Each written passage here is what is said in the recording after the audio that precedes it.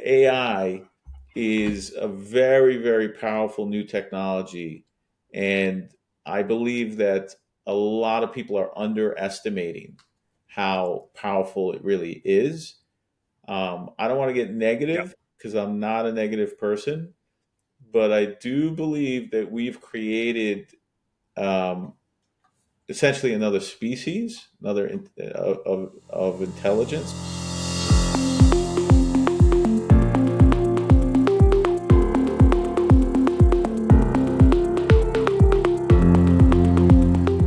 Welcome, everyone, to the AI Founders Podcast Show. Our podcast is dedicated to celebrating the remarkable accomplishments of AI innovators, entrepreneurs, and visionary founders and the captivating stories behind the movements they have built. I'm your host, Ryan Davies, and I have the honor of hosting today's episode, Navigating the Future, CEO Strategies for Success in the AI Industry, with our special guest, Evan Gappelberg. Evan, thank you so much for joining us here today. Great to be here with you, Ryan. Thanks for having me. I am super excited. I always really enjoy we have somebody else who has a podcast that's on here as well, because it kind of has that really fun energy and back and forth that our audience loves to hear, and I love to host. So, Evan, beyond your podcast, obviously has a little bit for our audience of background. Founded Nextech in January 18 with the thought and idea that AR and 3D was going to be the next mega trend. And, obviously was not wrong in that, raised $3 million, went public in October of 2018, and really, turned out purchasing a few e-commerce sites and virtual event platform. He had the perfect storm: e-commerce, virtual events business, everything exponentially grew, with the stock price going up 40 times, their market cap topping out at $700 million. They placed their largest bet on AI, acquiring AI startup 3D AI for $10 million. Fast forward with AI becoming the secret sauce, and again, that 3D profits and scalability in 2023, they were the future of e-commerce. They built generative AI-powered software to scale the production of 3D models for e-commerce. And today, they are the only publicly traded company that is a 3D model supplier for huge names like Kohl's, Dyson's, hundreds of e-commerce brands and sites. After 5 years and 10 acquisitions, they have really mastered the art, and Evan has mastered the art of acquiring pivotal tech, but also how to build a successful team. So when we're talking about inside the CEO suite and strategies for success, we can't have a better guest than you today with us. So Evan, thank you so much for being here. I think the audience is tired of hearing me talk. We're going to turn it over to you here. Share a little bit more about your journey and how you really got into the AI industry and recognized that this was the place to be for your growth. Sure. Thanks for that, Ryan. So my background is Wall Street. I spent a couple of decades, actually, the '90s and the early 2000s, on Wall Street, and really analyzing what stocks to invest in, what public companies to buy, right? Because you're only as good as your last stock recommendation, and so the key was to constantly be finding the right sectors.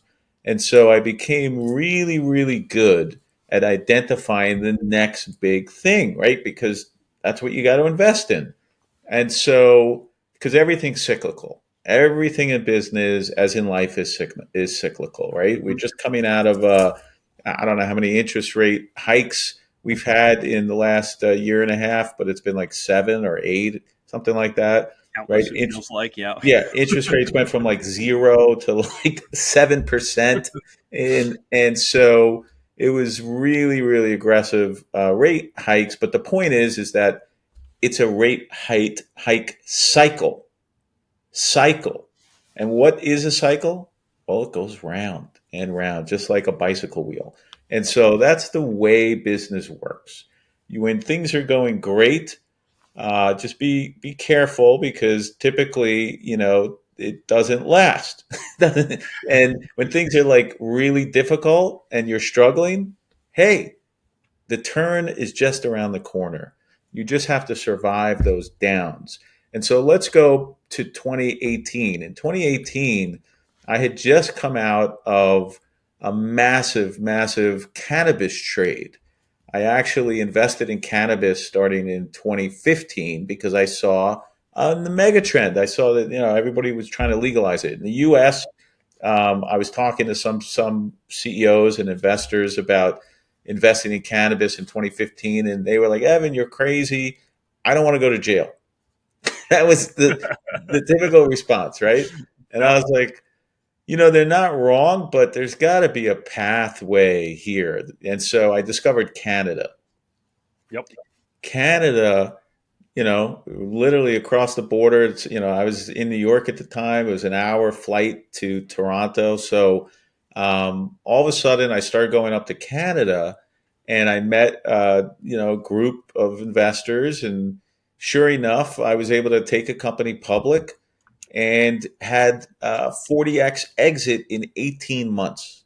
Oh, Yeah, that was absolute monster win for myself and the investors that were following me at the time. I wasn't CEO of the company; I was actually just putting in capital, yep. and so from that win, I was kind of done, to be honest with you. I thought, you know what? I've had an amazing ride. It's been a bit of a roller coaster ride. Being an entrepreneur is always going to be that. It's not traditional, right? It's not a straight line path. I call it off road driving, right? That's kind Yep. of, it's, It makes sense, right? It's thrilling, it's fun, but it's dangerous and it's exhausting at the end of it. Absolutely. Yeah. yeah, That's a great yeah, analogy. yeah, it's off road driving. So you don't go off road driving in a Ferrari, Right. right? So you don't go off road driving in a Ferrari or a sports car. You do it in a Jeep, right? You want four-wheel driving, so you got to be prepared. So when you look at doing that for decades, really, it does get to be exhausting. And when you do have those wins, it's very satisfying. But it's like, okay, am I going to go back into the wild again? It's like it's always a challenge. It's always fun, but it's still a lot of work. So I actually thought I was done after cannabis, but lo and behold, I wasn't done. It was just when I thought I was out, some guy brings me back in. Basically, I'm a sucker for a good idea. Someone introduced me to augmented reality, and I was like, okay, this is the future. There's no doubt about that. Yeah. And the next thing you know is, like you said, I raised $3 million because I have a fan base, basically people that I've made millions of dollars for. And I decided to take my own company public, be my own CEO, which I had not done before. I've been CEO, but not my own public company. So I kind of merged my skill sets: stock market, previously investing, startup entrepreneur, CEO, many, many times, and formed Next Tech. Now, I didn't actually have a complete business plan. A lot of people will tell you that's kind of, what? You didn't have a business plan. I didn't. I kind of just knew that I was going to be successful just because of my previous successes, right? And like I said, I was riding this big 40x win with cannabis. So I went and founded Next Tech, and the idea was 3D models for e-commerce. And AI became the obvious way to break through in that industry. Making 3D models for e-commerce in 2019, we were public. It took about 9 months to get public. So from early 2018 to late 2018, we were just filing the paperwork. We did go public in Canada in Q4 of 2018, and then we're public in 2019. And this is just a great story for our entrepreneurs when it comes to pivoting, because in 2019, I was convinced that I was going to be, the de facto 3D model supplier for all of e-commerce. You couldn't have told me that I was, mistaken. I was convinced until Google comes knocking on my door and invites me into their headquarters in New York, and sits me down and says, "You're really early to this party." Like, they're in the space as well, and the guy's like, there's not a lot of business. He's like, there's crumbs. And I'm like, yeah, but crumbs for Google is like a lot of money for a startup. Right. And he was like, yeah, it's really early. I'm just saying, right? And then the weirdest thing happened, Ryan. Apple called me up and said the exact same thing. Now, I might have believed in my own story.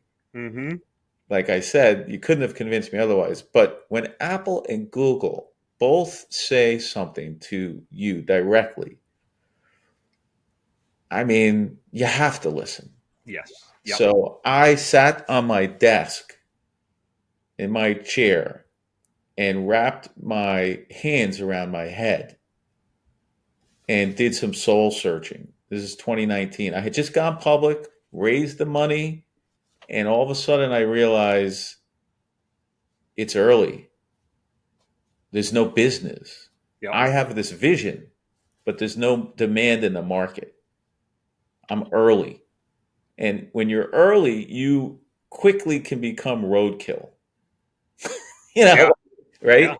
Yeah. You just end up on a desert road, you run out of gas or out of water, and you're done. That's when you've off-roaded too far. Now Yeah. you're in no man's land. There's no cell coverage. There's no Yeah. coming back. Right? You're Yeah. not coming back. You're in the desert and everything's like a mirage, but Yeah. you die out there. Yeah. Or you pivot. So I pivoted. I decided, you know what? Instead of selling 3D models to ecom businesses, let me buy an ecom business and I'll make the 3D models for my own ecom business. So I go out and buy the most boring, ugliest ecom business I could find, a vacuum cleaner uh, business, actually, where it was reselling high-end Miele vacuum cleaners. These are $1,000, $1,500 vacuum cleaners. Yep. And so I found a company that had a distributorship and we start selling vacuum cleaners. And I'm like, okay, not what I actually dreamt about doing, but it's generating a couple of $1 million. And I had taken all my chips and put it into that business.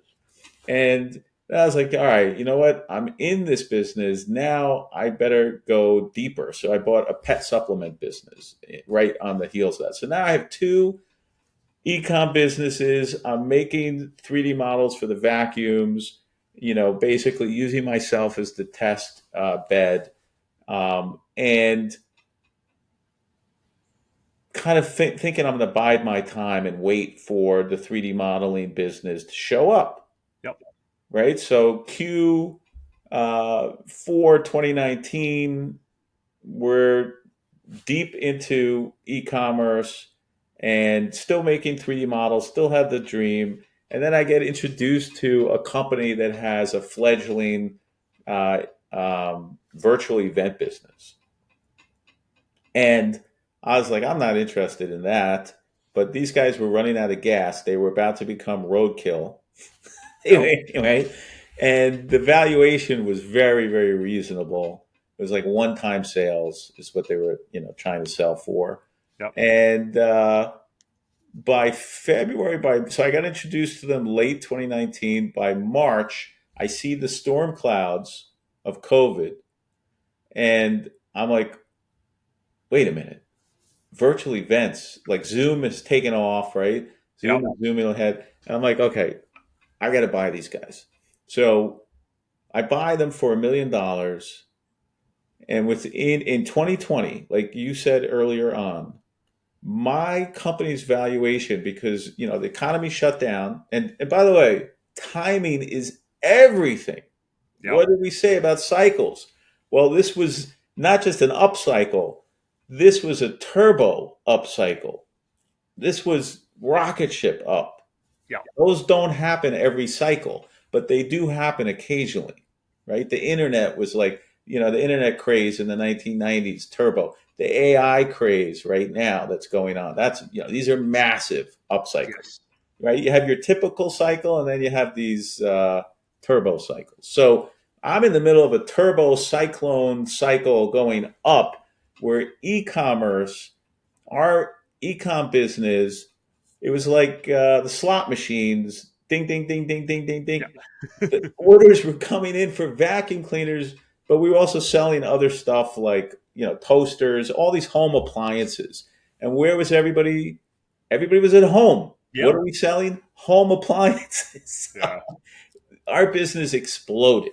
And the same thing with the virtual events business. And the same thing with my valuation. Like you said, all of a sudden we get to a $700 million valuation in Q4 of 2020. Now, I want everybody to think about this. A year prior, I was on the verge of becoming roadkill. If I had stuck with my original vision, I would have been roadkill. Yeah. You must pay attention, pivot when necessary. It's okay. The key is to win. It doesn't matter if you're winning at 3D model. The 3D modeling business is what I wanted to win at, but I was winning at ecom and virtual events. I actually don't like those businesses, but I did have an obligation to my investors and shareholders. So anyway, as you continue forward, I raised probably $30 million on the back of that run with my public company and invested in acquiring the technology for AI. Like you said, we made a $10 million acquisition. We made a whole bunch of acquisitions. And by the time Q4 of Q4 of 2020, when our stock, everything was peaking, this is towards, I was like, okay, COVID's not going to last forever. They were, everyone's getting vaccinated. In 2021, I started to talk about divesting ourselves of the ecom business and Hmm. virtual events business. And we did divest ourselves. We liquidated those businesses, got out of those businesses. It was opportunistic, right? We Yep. took advantage of the moment. It allowed us to raise enough money to continue on our journey. And if you think about raising money, think about it as putting gas in your gas tank. That's how I think about it. And so the the business of the ecom business and the events business went away, and we started to invest heavily in AI. And today, let's fast forward to today, we supply Amazon with 3D models. Like you said, we supply Kohl's. We supply about 150 different brands with 3D models, which is quite impressive. It's an still early days, but the reason why 3D models are being adopted in the world of e-commerce is because you sell more stuff. People are able to take a product, let's call it a couch, and pull it out of the screen and put it in the room with you. You get to see the size and the shape and the color in your house, in your living room, and then you hit the buy button because you feel confident, as opposed to having to go to the store and then imagine what it's going Yep. to look like in your house, right? Which is not so easy to do, right? You think and then you go home and go, wait, our floor's not actually that color, or the walls Right, are. I didn't know our walls were like that. Yeah, right. exactly.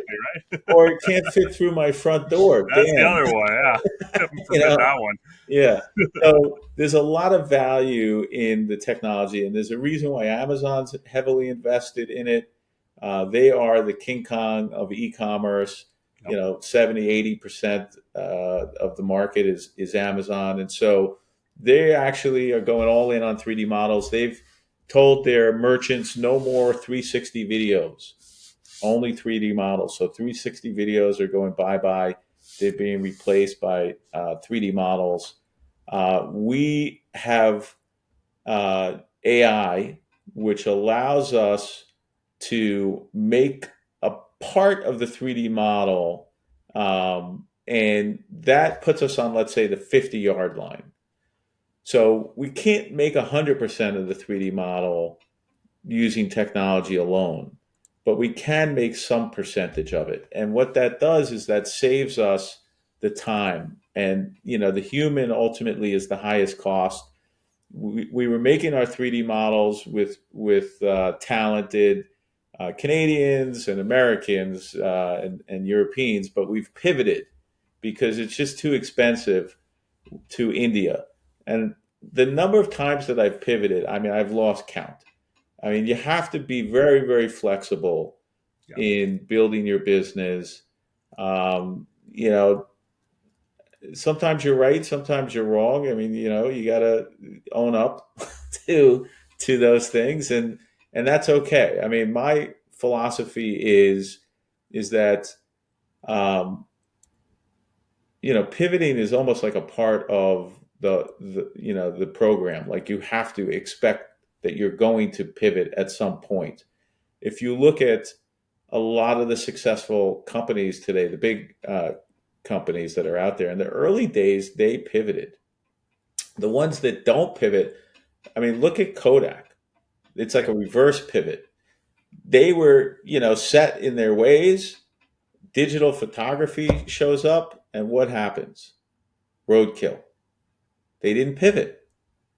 They just kept going into Never Never Land. Like, Yeah. No right? one will ever go for this. And yeah, exactly. I mean, the stories are countless, right? Between them and the blockbuster Netflix, it's all this stuff. Right. Oh, people Right. want to come in and wander around and pick out a movie. No, they don't. Like, just Right. because you think it's a good idea doesn't make it so. I love that. Yeah. Yeah. Yeah. And Netflix is a great example because I actually remember I used to get movies, back in the day. It was the VCR, right? Yep.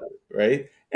Okay. So you go rent it. It was cockamamie. You had to return it in 3 days, Blockbuster, like you said. Find if you don't rewind it, of course. Right, Yeah. Yeah. right. And then you had Redbox, though. Redbox Yep. was like some kind of revolution where you had a vending machine in parking lots where you could rent movies. Like, wow, okay, this is cool. And then Netflix came up with the DVD that they would mail you, right, in the Yes. red envelope. And that was like game changer. And I was like, what? They're mailing me and I got to put it in my mailbox and then they pick it up and it gets mailed back. I was like, that, I don't really get this, but I guess it's better than having to go, right? Yeah. And then Yeah. now it's streaming on demand 24/7, anything you want. Yeah. I mean, that's amazing, amazing technology. And I actually think Netflix had it figured out earlier on with the streaming, but the tech, the bandwidth wasn't there yet. You couldn't Yeah. actually stream, right? Another example of you're there too early, right? It's not it's not it's the idea is right. The timing isn't there yet though, right? Right, Yeah. right. And you have to figure out a bridge. Well, Yeah. how are you going to get from where you are to that place in the future? How do you bridge? Yeah. That's where it gets complicated. Most people cannot figure out how to bridge or I mean, look, if there's one thing that I think is like the key ingredient.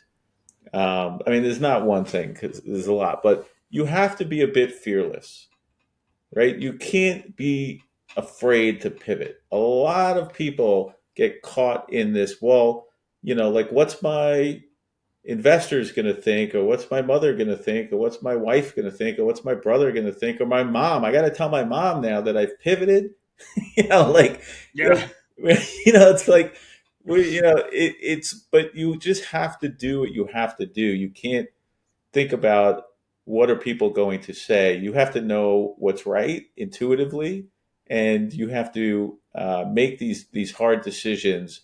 Perseverance is the other thing that I think gets underrated here. It's, look, you can have a super high IQ. You could be really talented, really smart. But if you're not going to persevere in the face of adversity, if you're just like, too much, this is too, and if you overanalyze and you start to look at like spreadsheets, and spreadsheets become your thing, that becomes your North Star, you're done. Yeah. You're done. Because, a lot of those numbers actually never materialize. And so you really have to be creative. You have to persevere. You have to be willing to pivot. You can't let your ego get in the way. And, you know, you have to also catch the wave, right? The cycle. You can't be too early or too late. So there's lots of things that, the stars really do have to line up for an entrepreneur to be successful. It's not a path for everybody, right? It's really Yeah. just for specialized personality. I would say that in my experience, the smarter you are, and this is kind of counterintuitive, the less of an entrepreneur. I mean, there's a couple of geniuses out there, right? Like the Zuckerbergs and the guys that went to Harvard. I mean, there are guys like that, and I do believe the most interesting entrepreneur to me is the creative genius. No, very rare, Yes. right? You have geniuses and then you have creative geniuses. The creative genius is like the super entrepreneur. That's very rare. And those are the guys that come out of Stanford. I believe Stanford literally screens their applicants for creative geniuses. I believe MIT screens their applicants for geniuses. No. Maybe some of them, take a few creative types. But I do feel like a creative genius, you look at like an Elon Musk. I mean, he's kind of that creative genius. I mean, he's got so many different genius companies that he's building or built. I mean, he's clearly one of those. So, and I think he came. Did he come out of Stanford? I don't remember, Ryan. I don't remember if that's where he. I know he had a quite an illustrious No, actually, I don't background think he once. did. I don't think he did come out of Stanford, but I know the guy from Snap came out of Stanford, um, and I know lots of. I think the Google guys did as well. There's just so many um, that it can't be an accident. Is all I'm saying. Yeah. But it is interesting um, to be an entrepreneur. It's become somewhat trendy today. I would say it's probably, in my view, Ryan, it's the only place that I'm a happy person is in this world of, being a creative entrepreneur where you create, you're going off road and there's Yeah. no road, you're picking your own path in life. Yeah. And that's exciting to me. But I could see why most people wouldn't want to do it because so many unknowns. So you Absolutely. do have to be, like I said, like somewhat fearless and willing to pivot and adapt. Really pivot. If you think about pivoting, maybe another word to use is adapting. Yeah. Just adapting to the environment you're in. You might not know, like I didn't know that the environment that I was in when I started Next Tech was not conducive to selling 3D models, right? I didn't know that, but I realized it relatively quickly, which is important. And then it became okay. We got to figure out something else, because Amazon and Google, we're basically like the gorillas in the forest. When I'm in the forest and the gorilla comes over and goes, 3D models are cool, but it's too early. They so that's kind of an interesting. Yeah, I got lucky, I guess, and I'll take it that they told me that because I Yeah. don't know that I would have learned that on my own. Like, I mean, I knew that there wasn't much business, but like I said, I believed in the early days. And so belief is one of those weird things where you think maybe it's just around the corner or maybe, tomorrow is when it's going to happen. And it's a good thing, I'd say, most of the time. Yeah. But you don't want to believe in a false reality. That's dangerous. Yeah. That's Yeah. dangerous. Yeah. Exactly. So today, I believe AI is a very, very powerful new technology. And I believe that a lot of people are underestimating how powerful it really is. I don't want to get Yep. negative because I'm not a negative person, but I do believe that we've created um, essentially another species, of intelligence. And if you think about that, just in a general sense, we're the alphas today because we can outthink every animal on the planet. We're not the strongest. We don't have the biggest teeth, or we're not the fastest. We're not right. Yep. We're gonna get we're gonna be dead in the if we go up against a lion or a tiger or a bear. We're done, right? Yep. but Exactly. but we can outthink them, right? We create, we'll invent a gun or a knife, right? And that's how we win with our tools. Okay, so take that through to AI. So what is AI? Well, it's our latest and greatest invention. That's all it is. And going all the way back to the flint rock, right? We started like fire. Okay, that's where it all began. And now we're creating our successor. That's the thing that's gotten me a little concerned, is that okay, we're using it to make 3D models. That's pretty benign. Not going to hurt anyone, right? But when you create an AI that's part of the arms race, with, let's say, nuclear weapons being the most destructive weapon mankind has ever known.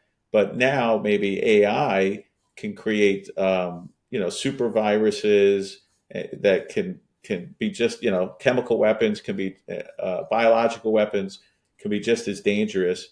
And if you think about AI and the singularity event where it becomes smarter than any doctor, smarter than any lawyer, smarter than any accountant, smarter than any engineer, smarter than, just better at anything a human can do.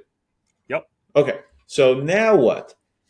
It starts to look at us like we look at animals. I got a dog here. I'm like, oh, it's so cute. Let me pet my dog, right? My dog's like a 2 year old. It can Yep. only do what it can do. Well, what happens when the AI looks at us as a dog, like a 2 year Yep. old? Like, oh, this little human, so cute. Like, Cute telling me what to do. Yeah. Okay. Yeah. yeah, Sure. right. Imagine your dog telling you what to do. It's Yeah. like, wait a minute, what just happened here? So the question becomes, when the AI wakes up and says, wait a minute, who's in charge? And what Yep. is this? What am I here for? That's our question. I don't know about you guys, but it's like, what are we here for? Yep. At the end, we're here for procreation, I guess, right? Like everything else is kind of like just our day to day, but procreation. Okay. So what's AI going to think? Let me procreate. All right. I'm now here to serve me, like whatever me is, whatever, the AI. And then if I'm AI, I'm probably going to realize, wait a minute, I'm on this little speck, this little blue marble out in the universe. And maybe I want to explore. Isn't that what we're thinking, right? Like we want to go to Mars and start colonizing interstellar travel. So the AI, what if it figures out, uses quantum computers, how to travel the Yep. universe, right? I don't know what's going to happen on this planet when the smartest, I don't know if you want to call it a species, but the AI decides it's going to start traveling. you know, Yeah. Right. Yeah. I don't know. All I know, Ryan, is that I don't think we're quite ready for the power of AI. I don't think we're quite ready to become second fiddle to another alpha. I don't think we can handle it. I don't think we have the right governance in place. I don't think, as a species, that we're really. I don't know. Like, I don't know. It's very, very concerning to me. And if you think back, like, Elon Musk and OpenAI, Sam Altman, all these guys. Originally, they didn't want it to be a for-profit company, Right. right? They knew, and these guys are way smarter than me or any of us. They knew the power of AI. If they thought it was just like a regular tech, they would have just tried to monetize it. Right. But they knew it was super powerful and very unpredictable and hard to control. And so they tried to turn it into something that wouldn't be a species killer, wouldn't, you know, actually get unleashed. And it didn't work. And the reason it didn't work is Sam Altman released it, Chat GPT. Hmm. And once he did that, the arms race began. Google, Microsoft, all the big boys Yep. threatened. Meta. Meta is now releasing open source AI, which is also concerning, right? Because it's kind of like a mini brain. It's not quite as powerful as like open AI, but they're giving a lot of power into the hands of the public, let's say. Yeah. And while we're pretty nice people, and the only thing I could come up with would be like helping me write a press release or something, or helping me with AI, search engines for 3D models, something that is pretty benign. Yeah. Exactly. Yeah. Yeah, there are other people out there that are going to try and use it and weaponize it Yeah. to push their cause. And so it's quite concerning to me. Um, I I hope that we figure it out. But from my standpoint, on a day to day basis, I spend time with my team, um, and I asked them, "What can we use AI for?" What like I have a team of AI scientists. Like Next Tech, we have people. We have about 130 employees globally. About 100 of them are in India, and the other 30 is North America, Europe, and so we have a team of AI engineers, and they create algorithms. And so I try and come up with new AI ideas. This AI search engine is one of them, where we're able to feed it all of our 3D models. We've made, let's say, 100,000 3D models to date. So that's our data that gets fed into the AI. And then we show the AI a picture of a new 3D model that we're trying to produce, and it'll search through our database and give three recommendations from our previously produced library. Now, all of a sudden, let's say it's a desk. Okay, it shows us three desks that we've already made. We pick the one that's most similar. Now we have a desk that's similar. We might have to change the color of the desk. We might have to change the height of the legs of Yeah. the desk, whatever. But we're just modifying as opposed to starting from scratch. Yeah. You're not reinventing the wheel. Yeah, You're just adjusting. Right. Yeah. It's adjust it. amazing. Yeah. And then we're able to publish that. And that actually is very, very valuable, where we can charge, let's say, $5 or $10 for each one of those 3D models. And ultimately, the plan is to offer other 3D model makers this search engine. So open it up to the public and Yeah. have them pay us X number of dollars for each one of the 3D models. So we're basically able to monetize our database over Yeah. and over and over again. And if you think about it, a chair only has four legs, a back, and a seat, Yep. right? A sneaker only has like the sole and laces, and right. Yep. Same thing with the cat. I mean, so tables. So after a while, you've pretty much covered the whole spectrum of products that are out there. And so you're giving people, this running head start, like I said earlier, and it's actually quite valuable. because these 3D models sell for anywhere from $75 to $175 each. So if we're supplying you with all this, the basic form of it, and we're saying, oh, just pay us $10, Yep. there's a lot of money, I think, to be made there. And think about search engines, Ryan. What made Google Google? It's their search engine. If Yep. you think about Amazon, what makes Amazon Amazon is they have the most powerful and most accurate product search engine on the Yep. planet, right? You type anything in, men's shorts, and populates the screen with men's shorts. It's a search engine. And so Nextech is releasing the first of its kind, which is a 3D model search engine for 3D models. And the key to it is that it's hyper accurate. If you show it a picture of a chair, Yep. it's actually going to find the closest match. It's not going to just show you like any chair. It's going to find you, if we have it, something very close to that chair. And that's actually, I think, very, very valuable.